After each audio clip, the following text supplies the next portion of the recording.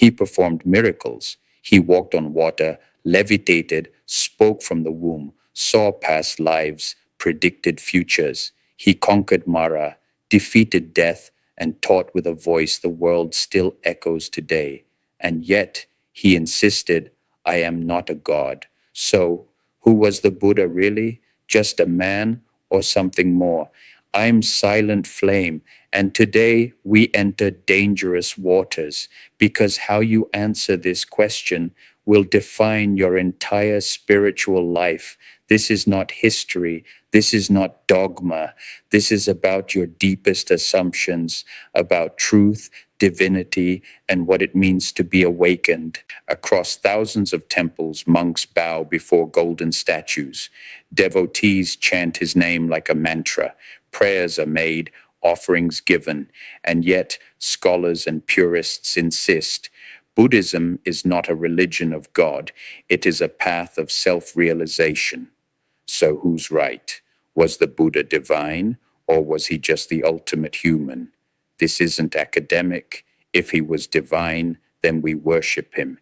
If he was just human, then he's an example, not an object of faith. So let's dig, not just into texts, but into the nature of what godhood even means. In the earliest texts, the Pali Canon, Siddhartha Gautama is portrayed as deeply human. He grows up in a palace, sheltered, privileged. He sees death, sickness, old age, and is shattered. He leaves everything behind. For 6 years, he practices like a madman, starvation, denial, breath holding to the point of collapse. And finally, under the Bodhi tree, he awakens to what? To truth, not godhood, but insight. He then teaches the Dharma, 4 noble truths, the Eightfold Path. He speaks from direct experience, not divine revelation. He says, what I teach is verifiable by each person, not to be believed blindly. He never claims to be omniscient. He rejects the idea of a creator God. He warns against clinging to rituals, metaphysics, or blind faith. So far, he sounds like the most rational philosopher in history.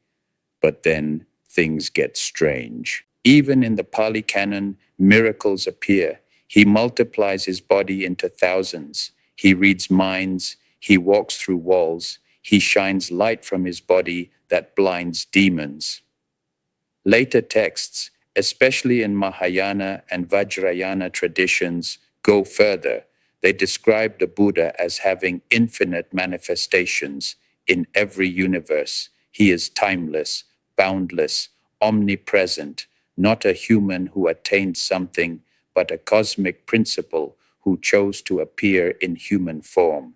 In the Lotus Sutra, the Buddha says, I have not truly passed away. I only appear to do so out of compassion.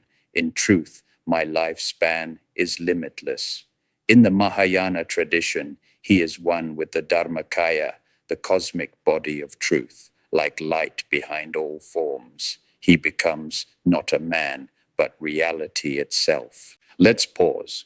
Why does this contradiction exist? Why does humanity want their sages to be gods? Because gods are comforting. They protect us, forgive us, rescue us. They remove responsibility. But here's what makes the Buddha terrifying. He gave us no rescue. He said, you must walk the path yourself. No one saves us but ourselves. The Tathagata only points the way. This is not divine comfort. This is existential confrontation. And it's what makes Buddhism radical. It doesn't give you someone to depend on. It gives you a mirror. And yet, he was venerated like a god.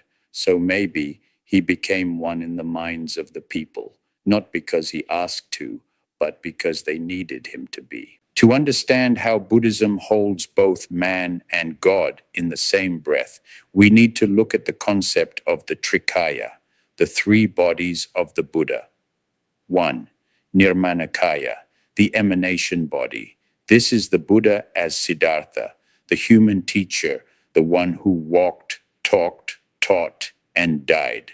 a physical being made of skin and breath, historical, observable, accessible. You could see him with your eyes, hear him speak, touch his feet.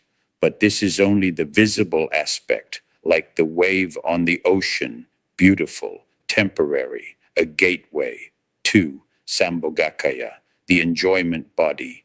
This is the Buddha of visions and dreams, the radiant celestial form seen by bodhisattvas in meditation, appearing in pure lands. This is where Buddha is experienced as divine presence, glowing with compassion, surrounded by lotus thrones and cosmic symphonies. Still not a creator god, but a representation of awakened consciousness at a refined level.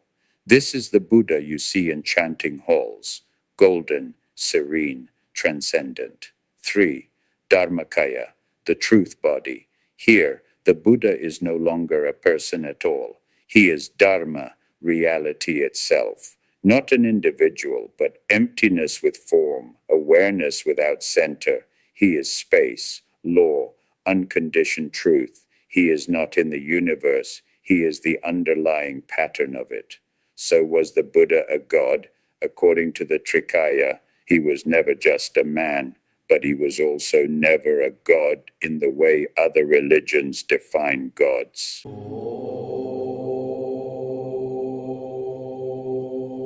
Write your questions in the comments. You give me a like and a follow. I'll give you an answer.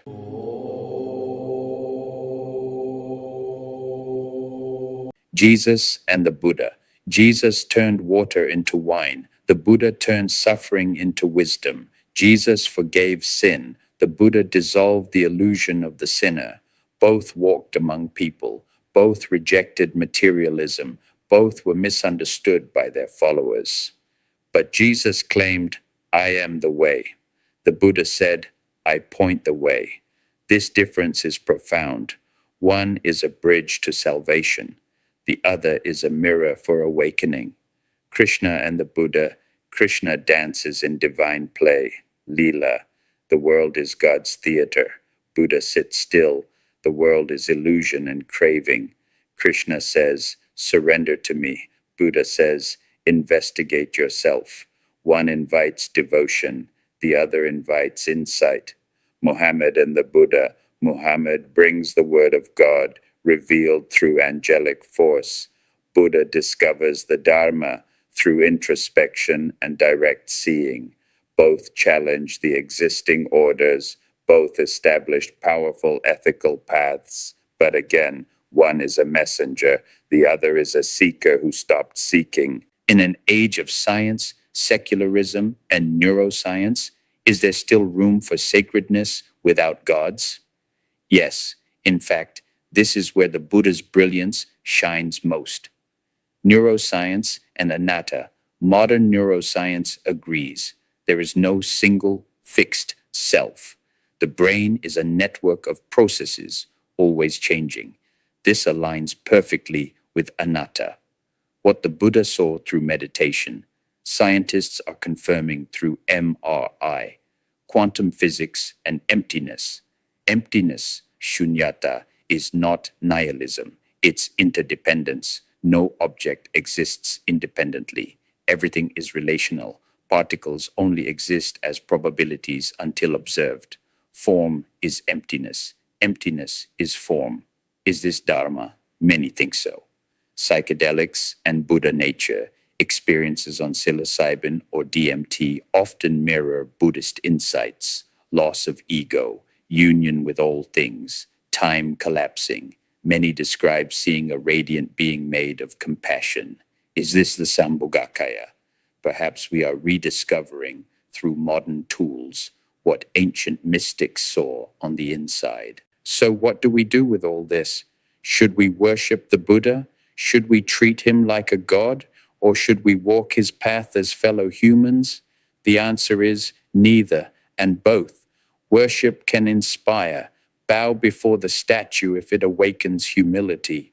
But don't stop there. Don't stop at the symbol. Use it to go deeper. The Buddha is not a being to adore. He is a mirror to look through. and a silence to walk into. So, was the Buddha a god or just a man? He was neither, and he was both. He was a man in form, but he realized that form is illusion. He became empty and therefore infinite. He became no one and therefore accessible to everyone. You don't have to believe in him, you have to become him. I'm silent flame, and I'm not here to tell you what to believe. I'm here to burn away everything false until only truth remains. Subscribe if you're ready to question everything. Comment below. Was the Buddha a god, or are we just afraid to believe in ourselves?